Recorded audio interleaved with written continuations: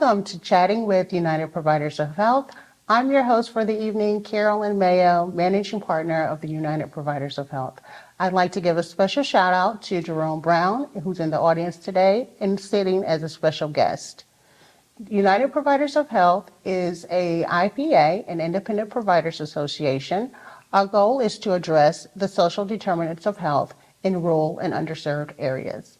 Today on the show, we have Lucretia Wooten, who's the President and CEO of MACTA in Eastern North Carolina. Thank you, Ms. Wooten, for being on the show today. My pleasure. Happy to be here. Ms. Wooten, how long have you been in business? 15 years now. And what are the services that you provide? Well, we provide mental health and substance abuse services to adolescents and adults. Some of the services that we do now, SACOT and IOP, these are day programs for people with substance use disorders. We have a variety of mental health services starting from outpatient therapy all the way to services that we can do in the community, such as individual support. We've added supported employment.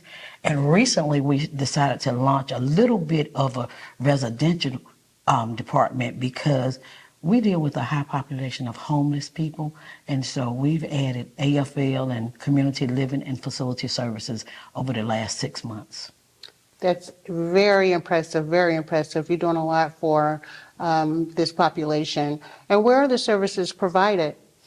Well, we are in a variety of counties, just to name a few: Edgecombe, Nash, Pitt, Halifax, Bertie, Martin, and we are going to launch in Franklin County in the Warren County area in probably the next 90 days. Impressive, impressive.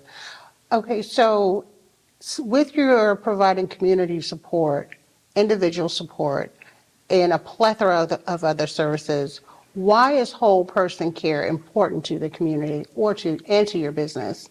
Well, over the years, we've always said that we needed to treat the whole man. And with that being said, we could have people come to us and they may request outpatient therapy, and that's fine. But then when they get to us, they may need housing. They may need transportation to get back and forth to the doctor. They may need food, utility services. And if you got a therapist, they don't do that. Exactly. So how does MACTA address the whole person? We started to do things that we wasn't really getting paid for.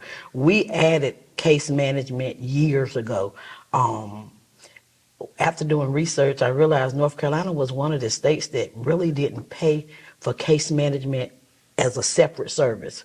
So what they would say, it's all in the service definition. So we had to do it because before you treat these people, you got to get them to their basic everyday needs. Addressing all of those social determinants of health. Yes.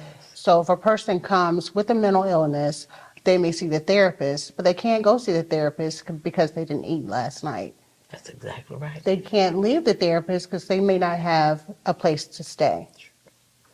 So these are some determinants of health, and also it does not help improve their mental health at all. None at all. So let's get into the social determinants of health. In North Carolina, that's considered as food, housing, transportation, and interpersonal violence. Yes. So from your perspective as a healthcare provider, how do the characteristics of the community your patients live, where your patients live, impact their overall health and well-being? Well, we've noticed people that live in poverty-stricken areas, as far as health concerns, they make more trips to the emergency room. They have more trips to the local clinics because it's kind of always, with them, it's always something pressing as far as their health because their other needs are not met. So first it rolls over to the physical part, I think. Absolutely. Because something is always hurting, they got ailments, they on all types of medication that I personally don't think they would be on if they could get some of the other needs met. In addition to their environment where they live, it may be a toxic environment. Very much so. It may be a place where they're experiencing abuse. Yeah. Oh, honey, how's the healthcare provider search going? Girl, it is going. I'm this close to quitting. It seems like no matter how much research I make, I can't seem to find the right fit for my grandmother. Could you believe that? What do you mean? Have you tried online? I tried online. I even went above and beyond and messaged some doctors I was referred to. It just seems like there's always something missing, whether it's the location or the insurance. I just can't seem to find the right fit. What about UPOH? You what now? What's that? UPOH, United Providers of Health, honey. Have you never heard about them? They manage a full network of healthcare providers and they offer you valuable resources to find the right care for you. I know they helped me find the right physical therapist for my late husband. Really? And do they offer Alzheimer's care? Physical therapist, occupational therapist, Alzheimer's care, you name it. They make sure to find the right care for you. Well, I'll say, where can I find them? Oh, sweetie, you can just look them up at upoh.org or you can call them at their toll-free number at... You're a lifesaver, girlie, and I thought that I was going to have to quit my job. Not anymore, dearie. Now go, shoot. Call them now. I'll wait for you here. In the meantime, what are you doing here? You should call now. So let's go to the next question. How have you seen the job or work environment influence the physical and mental health of your patients? Well, even before we started to do supported employment, we were adding a little bit of a employment piece to our psychosocial rehabilitation, which is our day program, and that's strictly for mental health consumers and substance abuse consumers as well. But we started to give them, we do a work order day. We do the clubhouse model. So we noticed that even if they were doing jobs that they wasn't getting paid for, it was something that meant so much to them. It changed their whole way of thinking. It made them have meaningful days. They wanted to come. Nobody wanted to miss. It started out they would call it school, but then once you put them on a unit, it's my job. And from there we could transition them into the workforce outside of our agency. Having purpose, a person having purpose, Yes. giving them something to do where they can feel like they're giving back, that is definitely a way for us to begin addressing again this portion of social determinants of health. Yes. Let's go to the next question of play. In your experience, how do recreation opportunities and facilities in a community influence the physical activity levels and social interactions of your patients?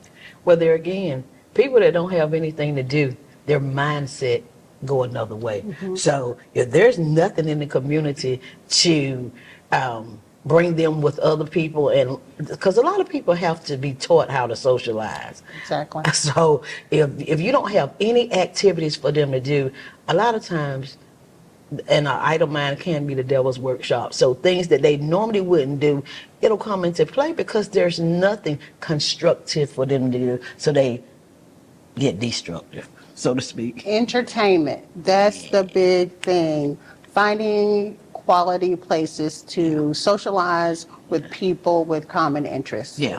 Definitely play. Last question relating to our social determinants of health is your age. Where people age. How do the available services and support systems in the community affect the aging experience and overall quality of life for older adults, based on your observations?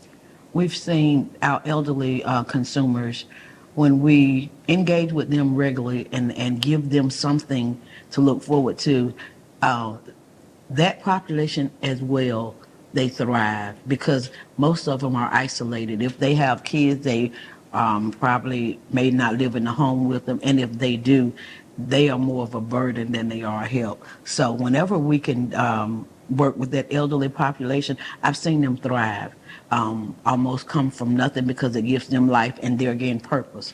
Inclusion. Yeah.